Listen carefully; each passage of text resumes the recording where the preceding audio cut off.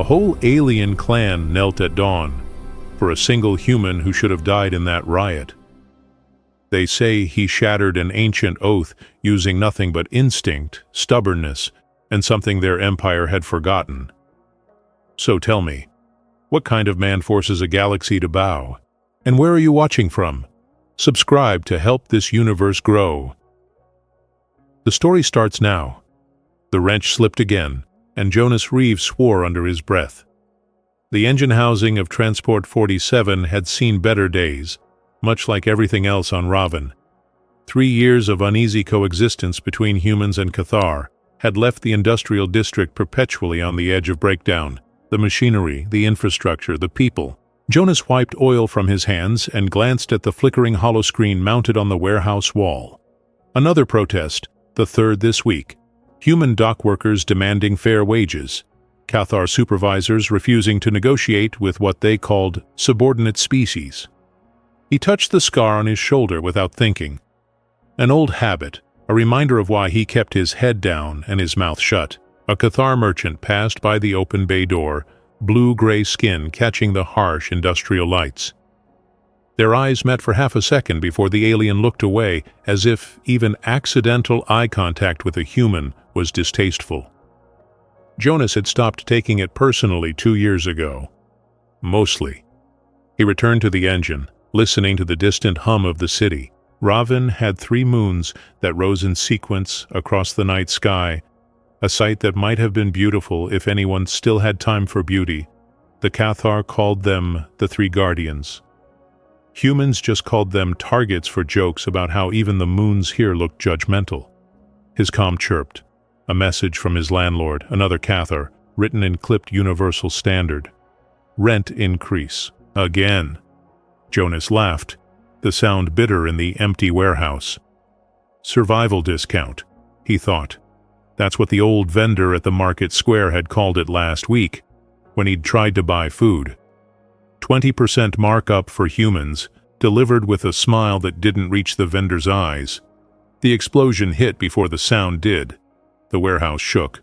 Alarms shrieked. Jonas grabbed his tool bag by instinct, the same instinct that had kept him alive during the occupation, back when he wore a different uniform and carried different equipment.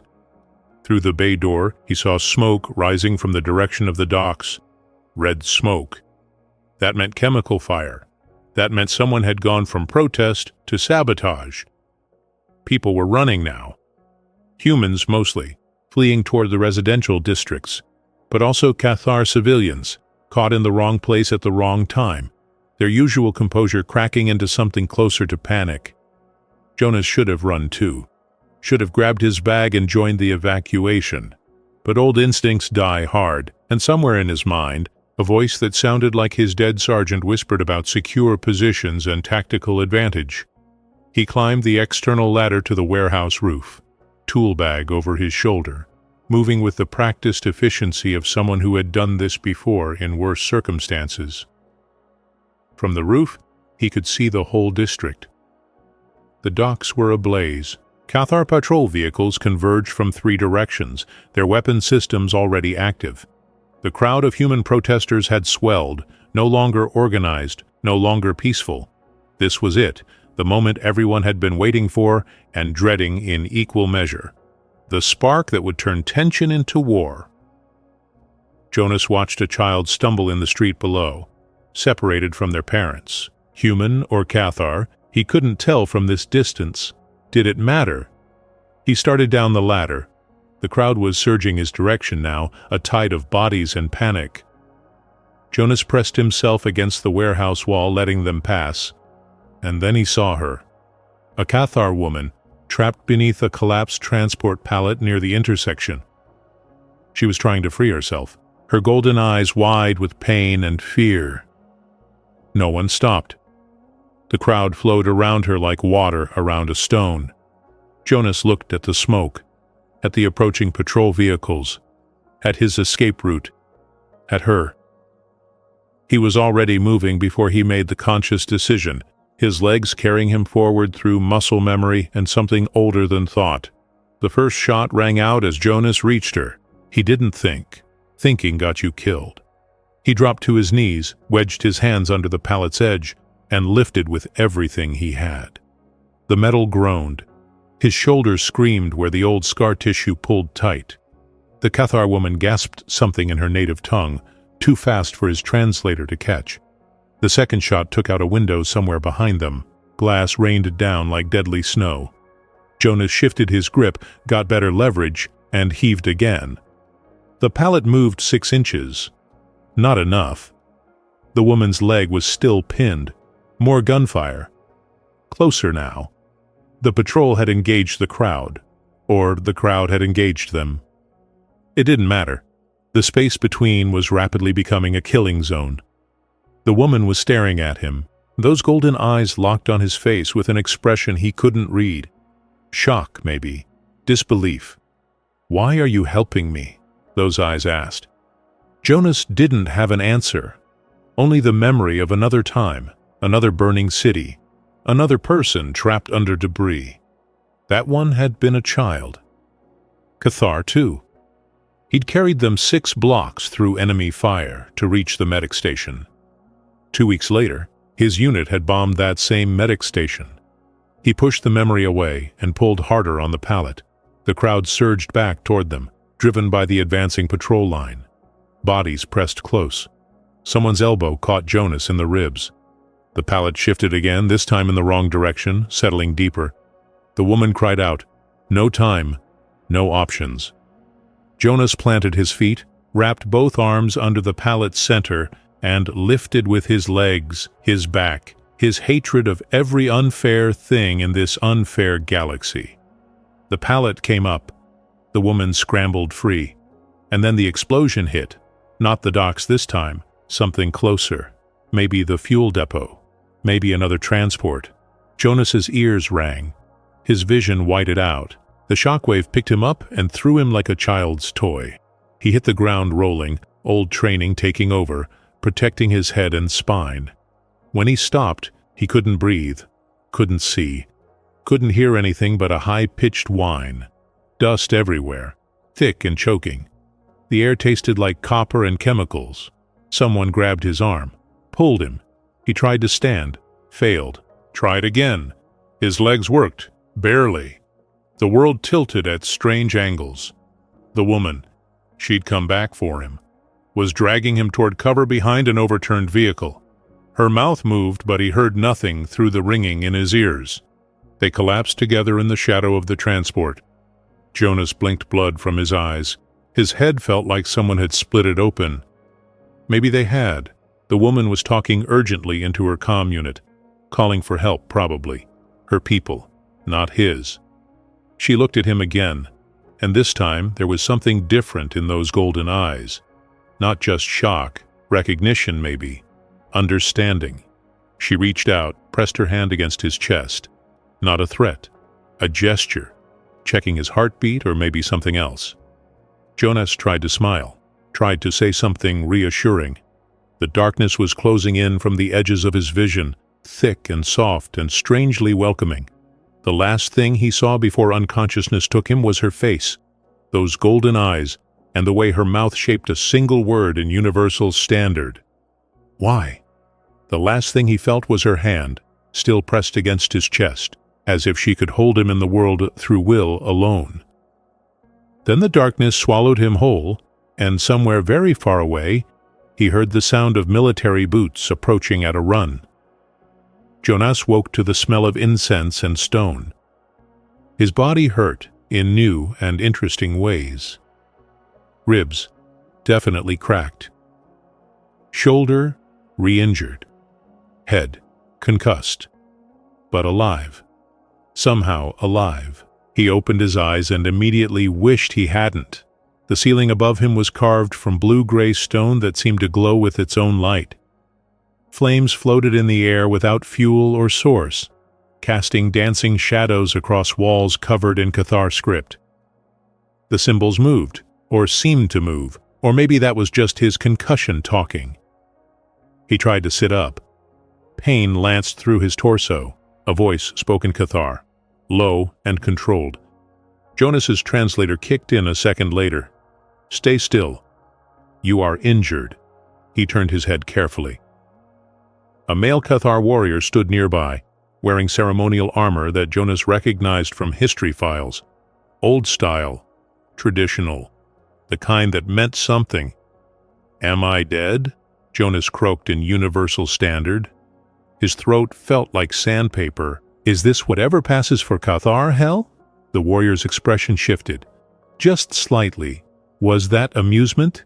You are not dead, human. You are in the Hall of Three Moons. You are a guest of the bloodline." Guest, right? Jonas had been a guest before. It usually came with interrogation and a one-way trip to a detention facility. He managed to sit up despite the pain, needing to see his surroundings. The hall was massive, easily 3 stories tall, with dozens of Cathar warriors positioned around the perimeter, all armed, all watching him. This was bad. This was very bad. A door opened at the far end of the hall. The Cathar warriors snapped to attention with perfect synchronization. Even the injured human knew what that meant. Someone important was coming. She entered like dawn breaking over mountains. The woman from the Riot, but transformed. She wore robes of deep purple trimmed with silver thread that caught the floating flames. Symbols were painted on her face and arms in luminous blue ink. Her golden eyes found him immediately across the distance. She walked toward him with measured steps, and with each step, the warriors around the hall did something that made Jonas's blood run cold. They knelt, every single one of them. Jonas looked at her, looked at the kneeling warriors, looked back at her. "You have got to be kidding me," he said. The woman stopped 3 paces away. Her expression was unreadable, carved from the same stone as the walls. "Do I appear to be joking, Jonas Reeve?" She knew his name. Of course she knew his name. Military records, probably. They would have run his biometrics the moment they picked him up. The woman gestured, and a translator orb floated between them, ensuring perfect communication. What follows must be understood without error. Jonas suddenly wanted very much to be back in the burning district with the explosions and the gunfire. At least there, he understood the rules. 3 days ago, she began, "You saved my life. You shielded me with your own body. You risked death to free a stranger of a species your people warred against." "It wasn't a big deal," Jonas started to say, but she cut him off with a gesture. "You saved the Blood Moon heir, the last of the line that has governed Raven for 6 centuries. Under our most ancient law, under the Covenant of Guardians, you are bound to us, and we are bound to you." The way she said it made it sound like a death sentence. "What does that mean?" Jonas asked, though he was afraid he already knew. "It means, Jonas Reeve, that by ancient right, you are my protector, my guardian, my oath-bound shield." The warriors gave a low sound, something between a chant and a hum. "It means that I, Tashara of the Blood Moon, last of my line, belong to you by covenant until death parts us." Jonas laughed. He couldn't help it. The sound echoed in the vast hall, bouncing off stone and tradition. "I'm sorry," he said, when he could breathe again. "You belong to me? That's the stupidest thing I've ever heard. I don't want anyone to belong to me. I just wanted to help someone who was hurt." The warriors bristled.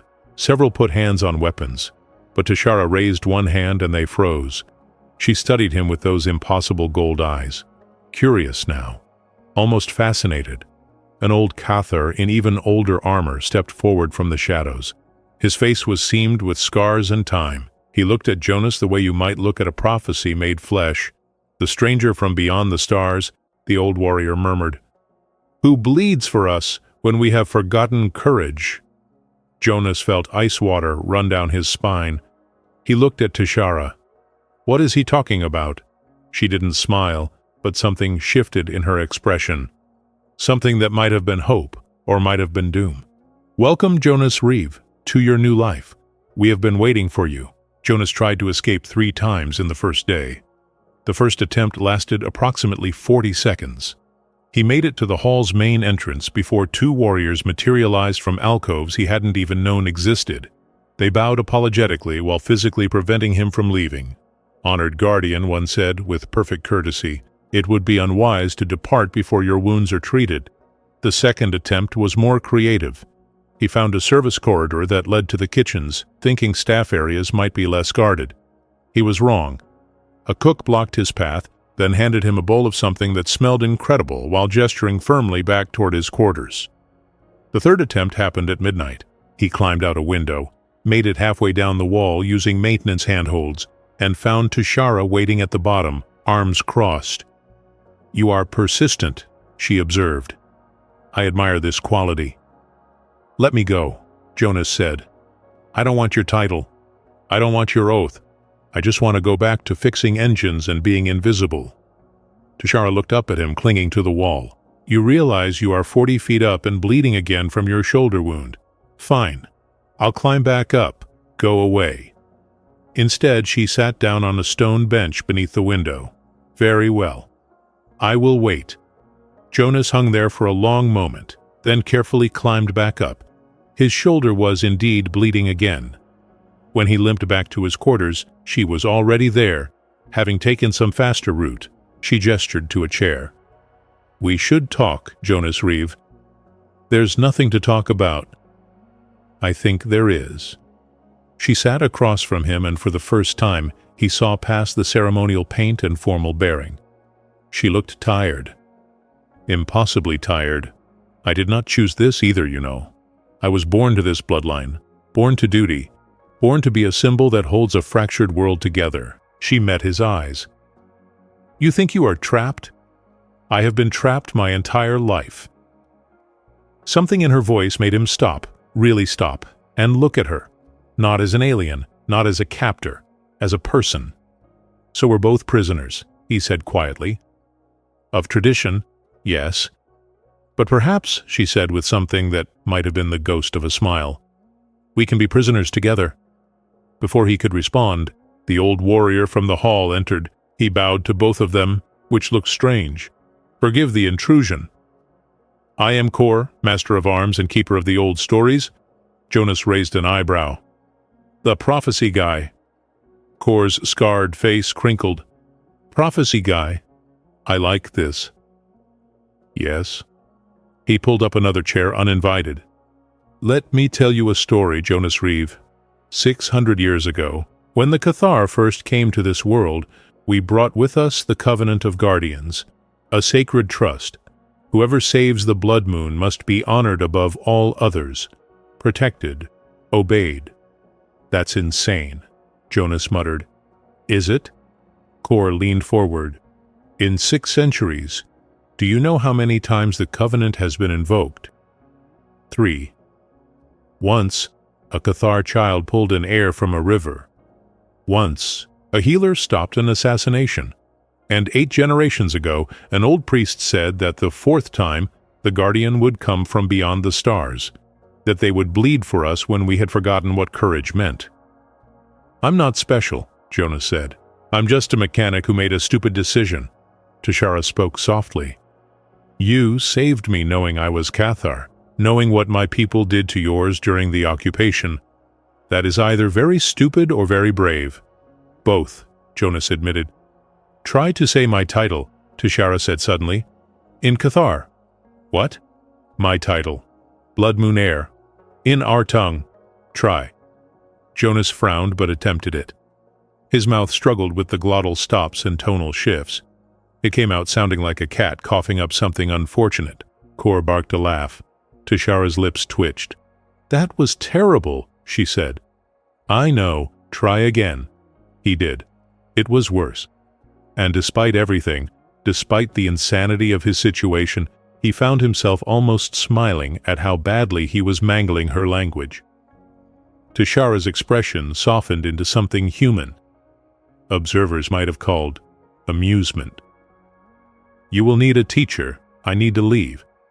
"In 3 days," she said, the formal expression sliding back into place like armor. "There will be a judgment before the Imperial Council. They will decide if the Covenant stands. If you leave before then, they will declare me oath-broken and unfit to lead. Civil war will follow within a week." She held his gaze.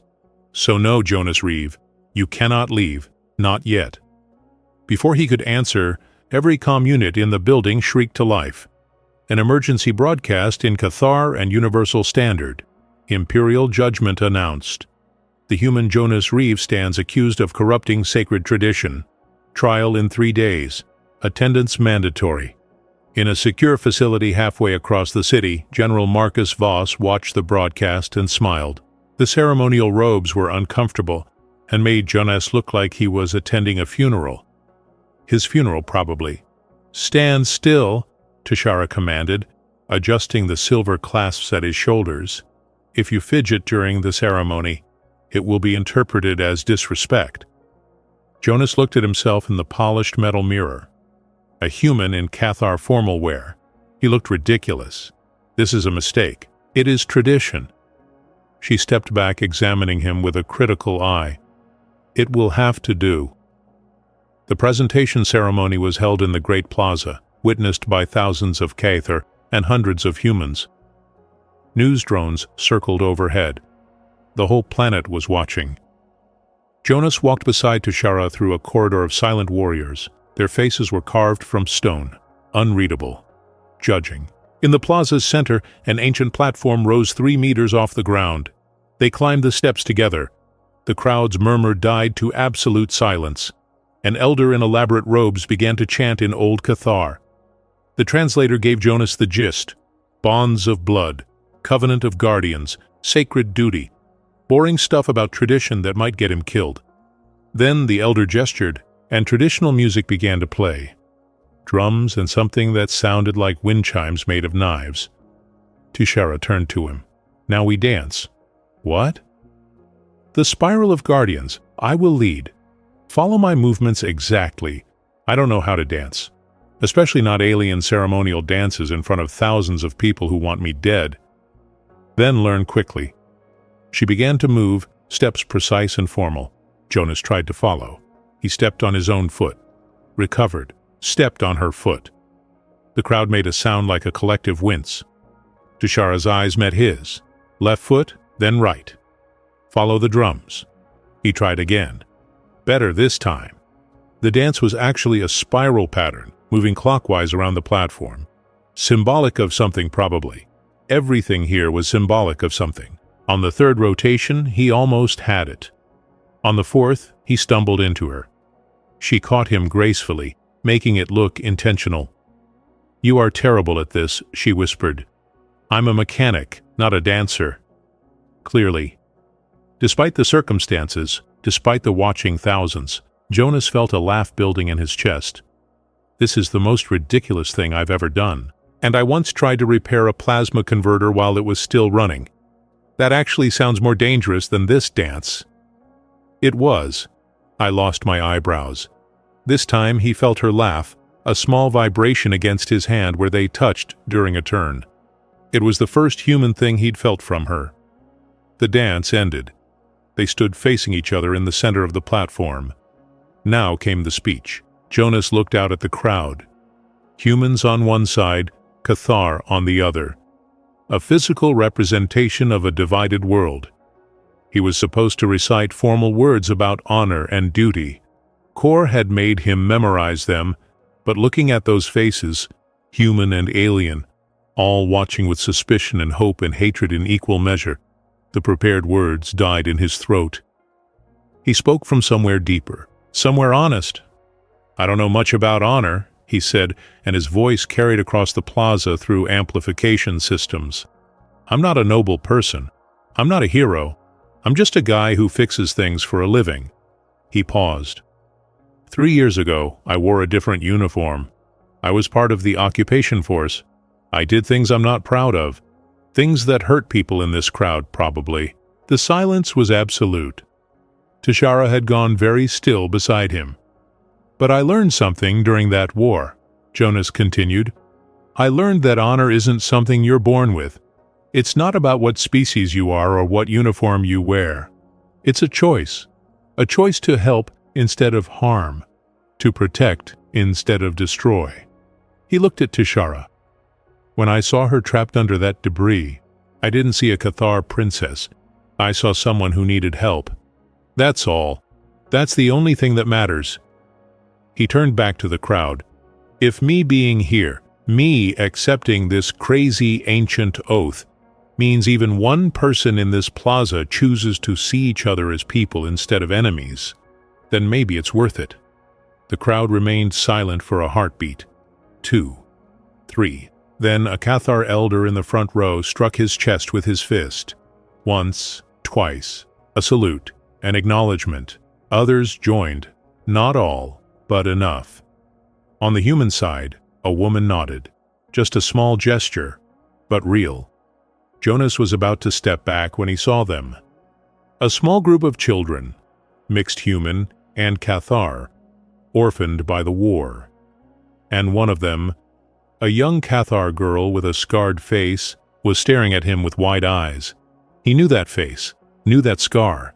He'd given her that scar 3 years ago when he'd carried her through a burning medic station, when he'd thought he was saving her. Their eyes met across the distance. Recognition flared. The girl raised her hand, not in anger, in acknowledgement. Jonas felt something crack in his chest, something that had been frozen for a very long time. The shot came from the human section. Jonas saw the weapons flash half a second before his brain processed what it meant. Instinct took over. He moved without thinking, putting himself between Tashara and the shooter. But Tashara moved faster. She slammed into him from the side, tackling him off his feet. The plasma bolt meant for his chest took her in the shoulder instead. They hit the platform hard. Tashara gasped in pain. Blood ran blue across her ceremonial robes. The plaza erupted into chaos. Jonas's hands were steady as he cleaned the wound. Military medic training, never forgotten. The plasma bolt had burned through muscle but missed bone and major vessels. Lucky, Tashara hissed as he applied the antiseptic. Cathar physiology was close enough to human that the supplies worked, different enough that she felt pain differently. Sharper, more immediate. "Stop moving," he said quietly. "I'm almost done." They were back in the Hall of Three Moons in her private chambers. Kor and 6 loyal warriors stood guard outside. The assassination attempt had torn the fragile peace to shreds. Riots in 3 districts. The Imperial Council had gone into emergency session. And here he was, an ex-soldier tending the wounds of an alien princess who had saved his life after he'd saved hers. The symmetry was not lost on him. "Why did you do it?" he asked as he sealed the wound with biofoam. "Why throw yourself in front of a shot meant for me?" Tashara met his eyes. Her face was pale, painted symbols smeared with sweat and blood. "For the same reason you saved me from the debris." "That's not an answer." "Is it not?" She winced as he secured the bandage. "You acted without thinking. Instinct, compassion. I did the same." Jonas sat back studying her. The formal bearing was gone. The ceremonial mask had cracked. She looked human, vulnerable, real. "Tell me about your family," he said. Something shifted in her expression, pain deeper than the wound. "They died," she said quietly. 6 years ago, a human bombing raid during the occupation. My parents, my 2 brothers, my sister. She touched a scar on her collarbone that he hadn't noticed before. "I was at a diplomatic function in another city. I survived because I was doing my duty while they died doing theirs." Jonas felt ice in his stomach. What city? New Meridian. He closed his eyes. He knew that raid. He'd been there, had fed coordinates to the strike team. They'd been told it was a military target. They'd been lied to. "I'm sorry," he said, and the words were dust in his mouth, inadequate and empty. "Why?" Tashara asked. "Did you drop the bombs?" "No, but I helped them find the target. I was intelligence corps. I believed we were hitting a weapons depot." Tashara was quiet for a long moment. Then, "Did you know what it really was?" "Not until after. Not until I saw the casualty reports." She met his eyes. "I requested discharge the next day. They gave me a medical for PTSD instead. Honorable exit, no questions asked." She reached out, traced the scar on his shoulder with careful fingers. "This one?" I pulled a Cathar child from a burning building during a raid. One of ours had torched it by mistake. Thought it was empty. He remembered the girl's weight in his arms, the smell of smoke and burnt flesh.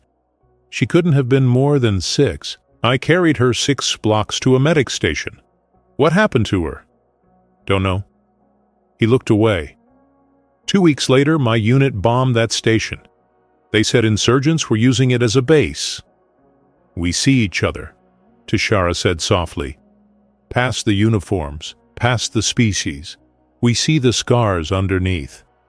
Before Jonas could respond, Kor entered without knocking. His expression was grim. We have a problem. He activated a holo display. Evidence files scrolled past. Communication logs. Financial transfers. Meeting records. Jonas recognized some of the names. General Voss, his old commanding officer, but also Cathar generals. Council members from both sides. What am I looking at, he asked. Conspiracy, Kor said flatly. The riot was planned, orchestrated by elements in both the human and Cathar leadership. They needed a catalyst, a martyr, someone whose death could justify the war they want. Tishara stood, ignoring the pain in her shoulder. Who was the intended target? Kor looked at both of them. Either of you. Both of you, ideally. They wanted the covenant broken in blood. Proof that the old ways are dead. That coexistence is impossible. Jonas felt rage building, cold and focused. The attack today? A test, Kor confirmed, to see how close they could get. The actual assassination is planned for the trial, in 3 days, before the Imperial Council with the entire planet watching. Tishara's voice was ice. They are using us. Have been since the beginning, Kor agreed. The riot, the timing. Even you being in that district, Tishara. Your security detail received false intel about a peace gathering. It was designed to put you in harm's way. Jonas looked at Tishara. You knew. That's why you went. To prevent violence. I failed. No, Jonas said. You tried. That's more than most people do. The door burst open. Loyal guards entered, weapons drawn. Behind them, soldiers in Imperial colors. Not Kor's people, not friendly. Their leader, a Cathar general Jonas didn't recognize, held up an arrest warrant. By order of the Imperial Council, Tishara of the Blood Moon and the human Jonas Reeve are charged with conspiracy, oath-breaking, and inciting civil disorder. You will surrender immediately. Kor stepped forward. The Covenant protects them. The general smiled. It was not a kind expression. Not anymore. The Council has voted. The Covenant is void. Tradition bends to necessity. Jonas reached for Tishara's hand, found it already reaching for his. The guards moved forward. They separated Jonas and Tishara in the courtyard. She fought. Actually fought. 3 guards struggled to hold her while she shouted in Cathar and Universal Standard, her voice raw with fury and desperation. The Covenant protects him. You cannot break 600 years of tradition. The general who had arrested them watched with cold satisfaction. Tradition is what we make it, Princess, and we have decided that a human corrupting our sacred oath is not tradition. It is sacrilege. Jonas felt hands on his arms, pulling him toward a different transport. He tried to pull free, earned a shock stick to the ribs for his trouble. The pain dropped him to his knees.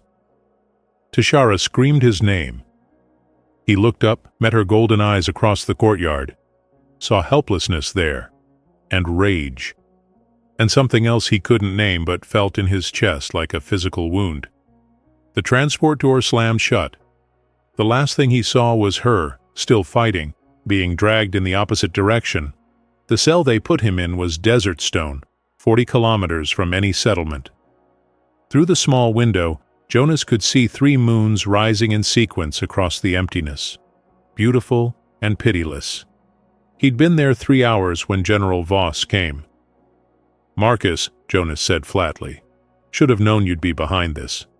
Voss smiled. He'd aged since Jonas last saw him. More gray hair, same cold eyes. Jonas, You've become quite the celebrity, the human who captured an alien princess's heart. Very romantic, very stupid. I didn't capture anything, I helped someone. And look where it got you. Voss sat on the cell's only chair. They're going to execute her, you know. Public trial tomorrow. Guilty verdict already determined. Execution by traditional means. Very dramatic. Jonas's hands became fists. Why are you telling me this? Because I'm offering you a choice. Voss leaned forward. Testify against her. Say she coerced you. Say the Cathar forced you into their sacred oath as a plot to undermine human dignity. Give us that, and you walk free. Full pardon. Transport off planet. Start over somewhere clean. And if I refuse, then you die in this desert. Quietly. No trial, no witnesses, just another casualty of the troubled peace. Voss stood. Think about it. You have until dawn. He left. The door sealed with a magnetic lock's heavy thunk. Jonas sat in the darkness and thought about a lot of things. About Tishara's eyes. About the scarred child at the plaza. About bombs falling on buildings he'd designated. About all the ways war made people into something less than human. About how choosing to see someone as people instead of enemies was the only thing that had ever felt right. Dawn came. Voss did not return. Instead, the cell door opened to reveal Kor and 3 warriors.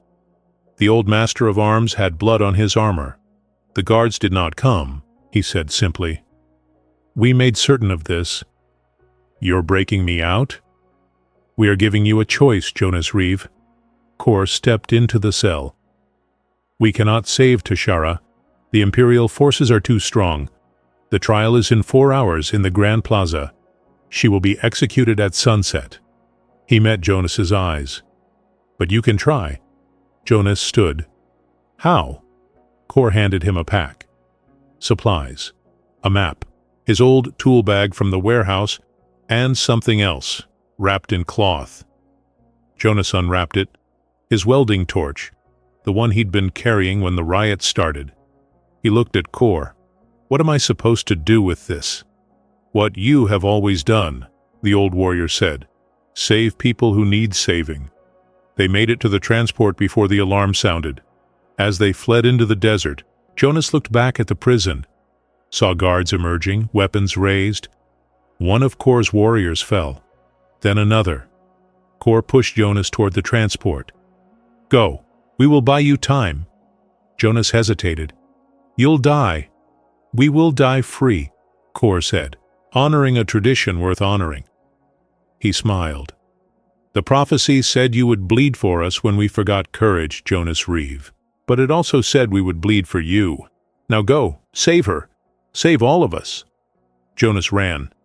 Behind him he heard plasma fire, heard Kor's battle cry, ancient and defiant. Then silence. The transport lifted off with Jonas alone at the controls, flying toward a city where an execution was being prepared, where an empire had decided that tradition died at the point of a gun. But as the 3 moons aligned in the morning sky, casting triple shadows across the desert, Jonas Reeve remembered something his old sergeant had told him long ago. Sometimes the only way to win is to refuse to play by their rules. He set course for the Grand Plaza and pushed the engines to maximum. In his pack, wrapped in cloth stained with Kor's blood, children's drawings. Dozens of them, human and Cathar kids, drawing pictures of hope, of peace, of a man who had saved one of their own when nobody else would. At the bottom of the pile, his old welding torch and a note in childish handwriting. Thank you for carrying me. Now we carry you. Jonas's vision blurred. He wiped his eyes with the back of his hand and flew faster. Jonas landed the transport in the industrial district 2 hours before the execution, the same district where this had all started. The burned warehouses had been cleared, but scorch marks remained on the stone, memory written in ash. He expected soldiers, patrols, arrest. Instead, he found people waiting. Human dock workers stood alongside Cathar artisans, mechanics and engineers from both species. Families huddled together, mixed groups that shouldn't exist according to everyone in power. A human woman stepped forward, maybe 40 years old, wearing welder's goggles pushed up on her forehead. "You're Jonas Reeve." "Yeah." He looked at the assembled crowd. 40, maybe 50 people. "What is this?" "This is everyone who's tired of being used," she said. "Everyone who saw your speech at the plaza. Everyone who thinks maybe, just maybe, we don't have to keep killing each other." A Cathar male joined her, his ceremonial tattoos marking him as an artisan.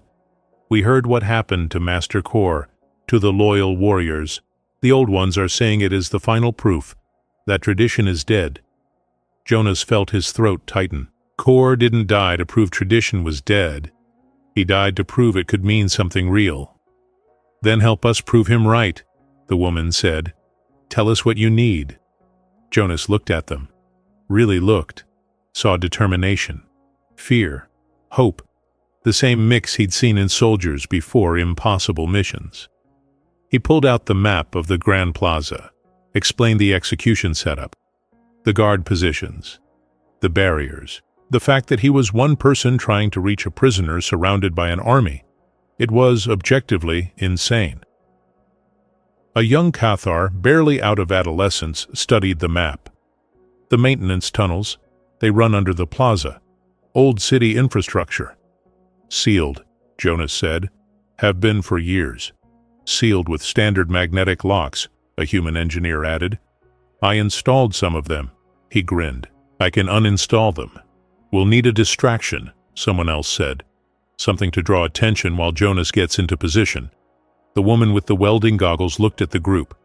"We've all got tools, equipment. What if we just showed up, all of us, together? What are they going to do, arrest every worker in the city?" "They might shoot us," a Cathar elder pointed out. "Might," the woman agreed, "but they might not. Not with the whole planet watching."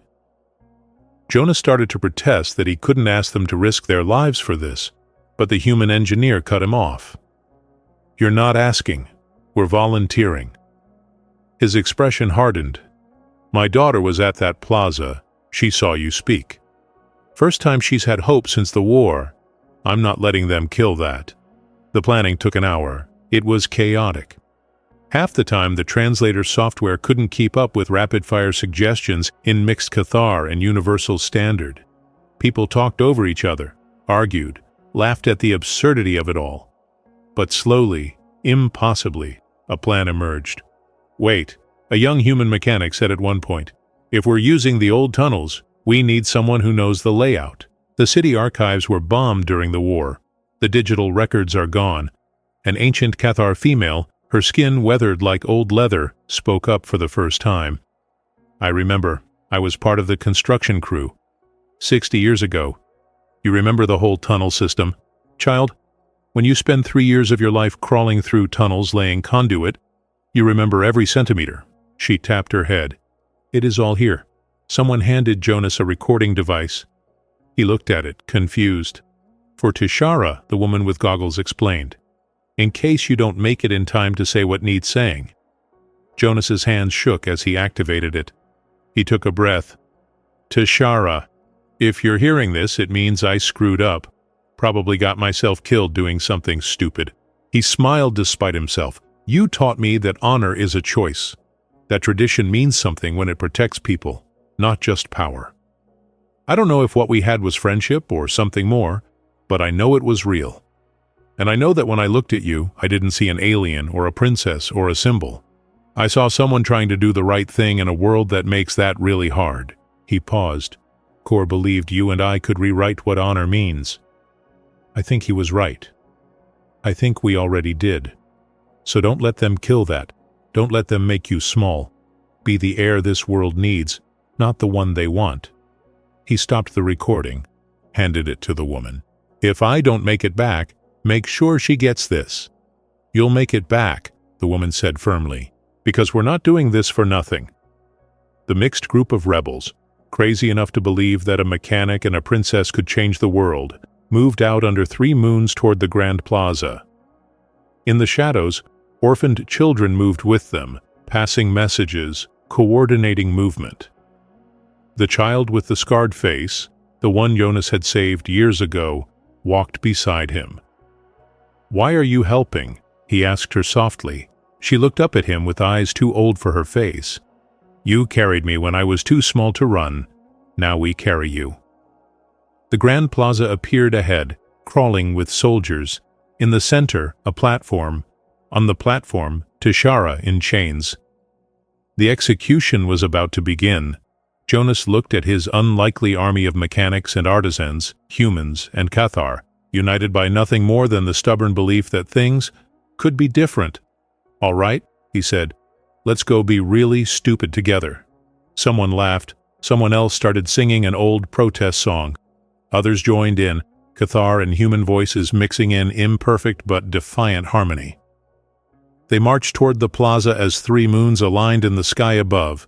Tishara stood on the execution platform and stared down an empire. The chains were ceremonial but real. The guards surrounding her were loyal to the council, not to tradition. The crowd that filled the plaza was there to witness the death of the old ways. General Voss stood before the assembled council members, reading charges in a voice that echoed across the space. Corruption of sacred tradition, conspiracy against the state, oath-breaking, the litany of accusations built like a wave. Through it all, Tishara remained silent. She had said her piece the night before, alone in her cell, had recorded her final words as heir of the Blood Moon line. She only wished Jonas had survived to hear them. The council elder raised his hand. "Tishara of the Blood Moon, you are found guilty. Have you any final words before sentence is carried out?" She did. "If the Covenant dies today," Tishara said, her voice carrying to every corner of the plaza, "then Raven dies with it. Not today, not tomorrow, but slowly, inevitably. Because the moment we decide that tradition bends to convenience, that honor is negotiable, that protection is conditional on politics, we become nothing more than animals wearing the skin of civilization." "Brave words," the elder said, "but empty. You were corrupted by a human, led astray by sentiment. I was saved by a human," Tishara corrected. "As our tradition demands, we honor, as our ancestors wrote into law 600 years ago. If you kill me for upholding that law, then admit what you truly are. Cowards who fear change more than you love honor." The elder's expression hardened. "Then you die a traitor to your people." The executioner stepped forward, traditional blade raised. Tishara closed her eyes. Thought of golden light on red dust, of a human who had seen her as people when no one else had, of all the futures they might have built. The crowd's murmur changed, shifted, grew. She opened her eyes. From the side streets surrounding the plaza they came. Hundreds of them. Humans and Cathar walking together, not segregated by species but mixed. Workers in industrial gear, families with children, elders who remembered better times. And at their front, covered in dust and dried blood, carrying nothing but an old welding torch, walked Jonas Reeve. The guards moved to stop them, but there were too many. They flowed into the plaza like a tide, not violent, but unstoppable. They filled the empty spaces, surrounded the platform, united by something stronger than laws or guns. Jonas walked through them, and they parted for him. Not with fear, with respect. He climbed the platform steps, slowly, each step deliberate. 6 guards pointed weapons at him. He ignored them. His eyes were only for Tishara. He stopped 3 paces from the council elder, turned to face the crowd. The whole planet was watching through broadcast drones. "Good. You hate me because I'm human," Jonas said, and his voice carried through amplification. "Fine. I get it. My people did terrible things to yours. I did terrible things. I carry those scars. But I saved her because she was a person in need. Not Cathar. Not alien. A person." More people were entering the plaza now. The guards looked uncertain, outnumbered 50 to 1. "Your council wants you to believe that tradition died when I helped someone," Jonas continued. "They want you to think that the Covenant is too sacred to include humans, but I think they're afraid of what it means if I'm right. If honor isn't about what species you are, but about what you choose to do." General Voss climbed onto the platform. Enough of this. Guards, remove him. The guards didn't move. One of them, a young Cathar soldier, lowered his weapon. My sister was trapped in the riot.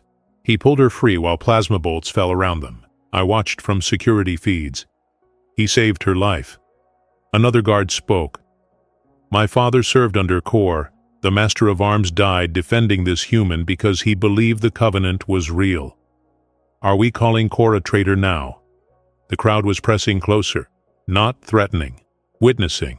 Jonas saw her then, the scarred child from his past. She pushed through to the front, small and fierce. A Cathar girl who shouldn't be alive, who he'd carried 6 blocks through hell because it was right. She climbed the platform steps. Her voice was young, but clear. He saved me when he had no reason to, when my people had declared his people enemies. She looked at the council. If he is corrupted, then so am I, because I choose to stand with him. More children came forward, orphans of the war, human and Cathar.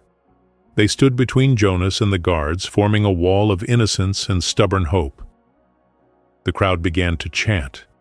Not words, a rhythm, the sound of fists striking chests, the ancient Cathar salute of honor.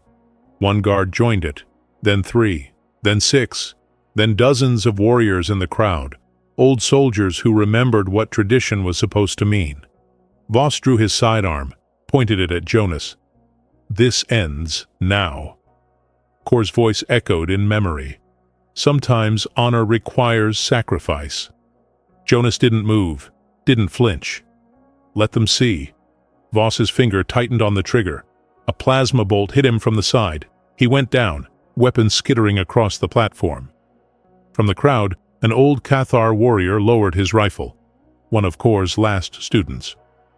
Not today, General. Not while we remember what courage means.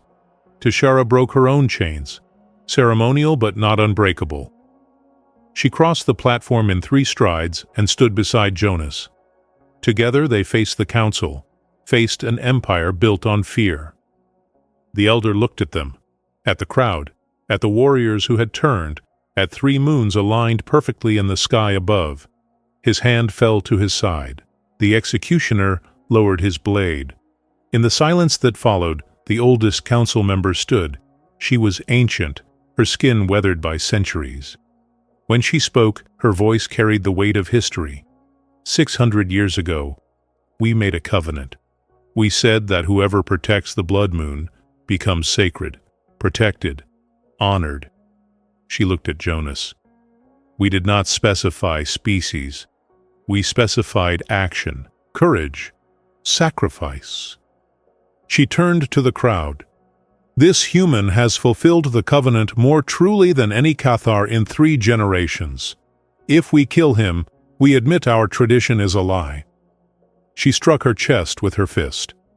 Once, twice, 3 times, and like a wave rolling across water, the entire plaza followed, human and Cathar, civilian and soldier, old and young. They knelt, not in submission, in acknowledgement. In the center of it all, Jonas and Tishara stood together under aligned moons, 2 people who had chosen to see each other as human when the galaxy demanded they be enemies, and in that moment, the galaxy changed. 3 months later, Jonas Reeves stood in the rebuilt industrial district and watched children play. Human and Cathar kids, chasing each other through the market stalls without regard for species. Their laughter echoed off stone walls that had once run with blood. Now they just held paint from murals the children had created together. Images of 3 moons, of hands clasped across difference, of hope rendered in amateur but honest strokes. Someone approached from behind.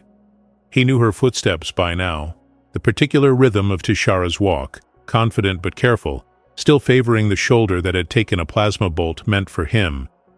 You are thinking too much again, she said, stopping beside him, just remembering. Jonas gestured at the plaza. This is where it started, where I saw you trapped under that debris, and chose to be foolish. Tishara added with something that might have been amusement. Foolish, brave, same thing apparently. The Imperial Council had been dissolved. reformed with representatives from both species, elected not appointed. The old guard had fought it, some still did. But the momentum of change, once started, proved harder to stop than anyone expected. General Voss had been tried, found guilty of conspiracy, murder, and oath-breaking. Jonas had spoken at the trial, asking for clemency, not because Voss deserved it, but because the new world they were building had to be better than the old one.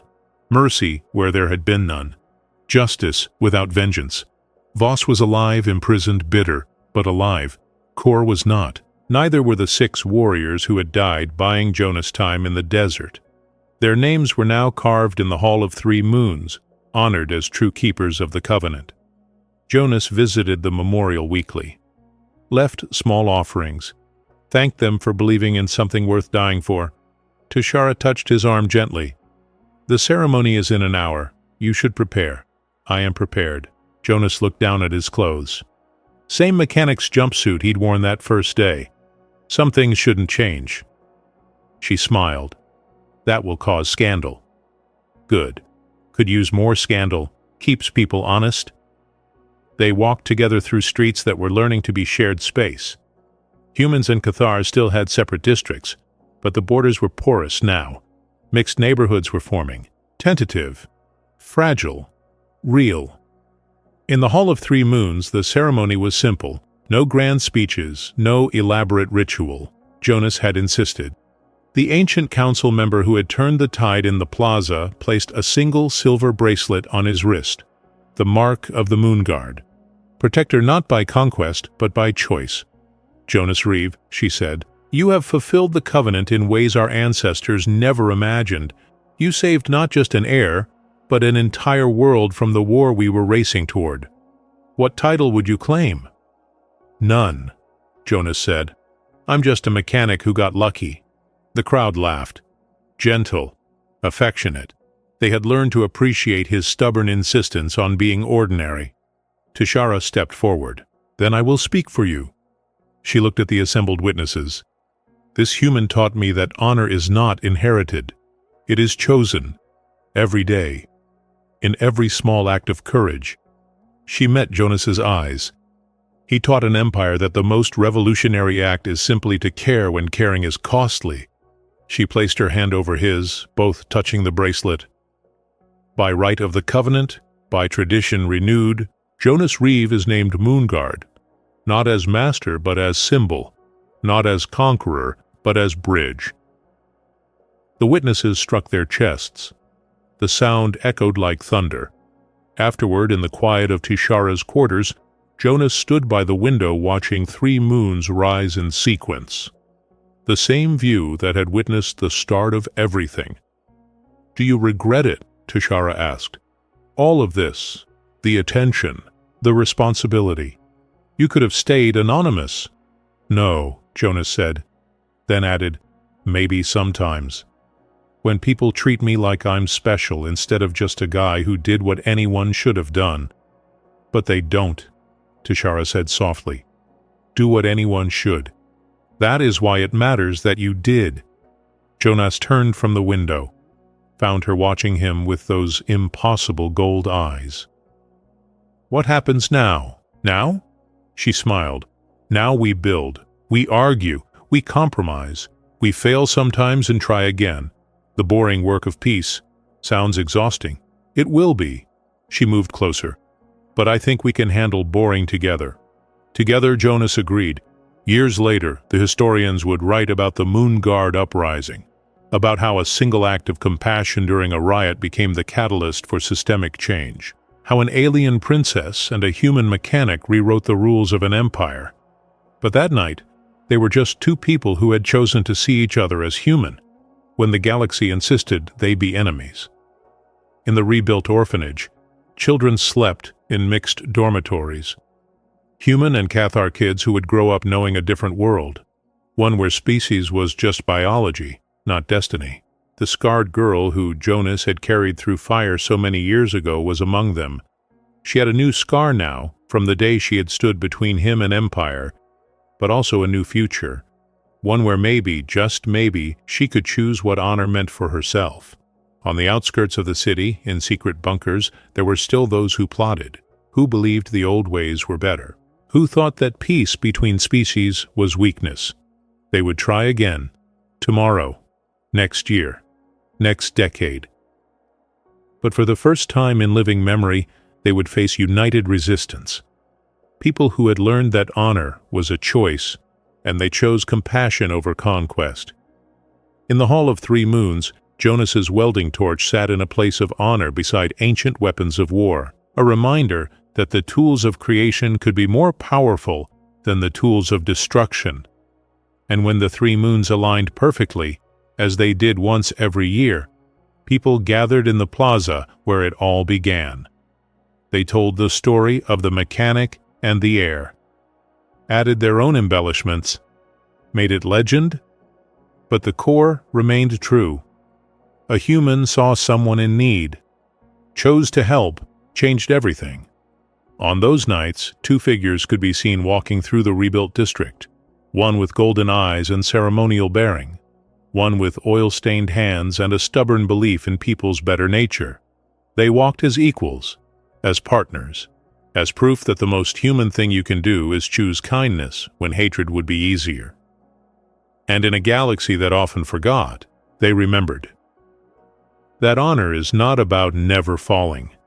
It's about getting back up and choosing to do better. That tradition only matters when it protects people, not power. That the strongest bonds are formed not through force, but through the simple, revolutionary act of caring about someone different from yourself. The stars above Raven shone with light from distant suns, and under three moons that had witnessed the birth of something new, the galaxy turned just a little bit closer to what it could be, what it would be, what humanity, in all its messy, stubborn, impossible compassion, insisted it become. One small act of courage at a time. In the end, Jonas Reeves' journey leaves one truth standing under the light of three moons. Humanity isn't a species, it's a choice. And the moment we offer our courage to someone who doesn't owe us anything, we rewrite the laws that pretend to govern what we are capable of. If a mechanic with a busted shoulder can bend an empire by simply refusing to walk away, then maybe the universe isn't as cold as it pretends to be. But here's the uncomfortable question. What would you have done in that riot, with fear screaming louder than reason? Who do we become when loyalty collides with conscience, and no one is watching? And in your own world, your real Monday morning, bills on the table world, what ancient oath are you quietly choosing to honor or to break? If you stayed with Jonas and Tashara until this last quiet breath of the story, write the symbolic word covenant in the comments, so I know you're one of the stubborn few who still believe bridges matter more than borders. Tell me the city you're watching from. Earth has more than one moon too. They're just called people. And if this tale made you think, laugh bitterly, or nearly throw a shoe at the screen, subscribe, like, hype this universe, share it with someone who still believes in difficult kindness, and watch the next video that's appearing on your screen right now.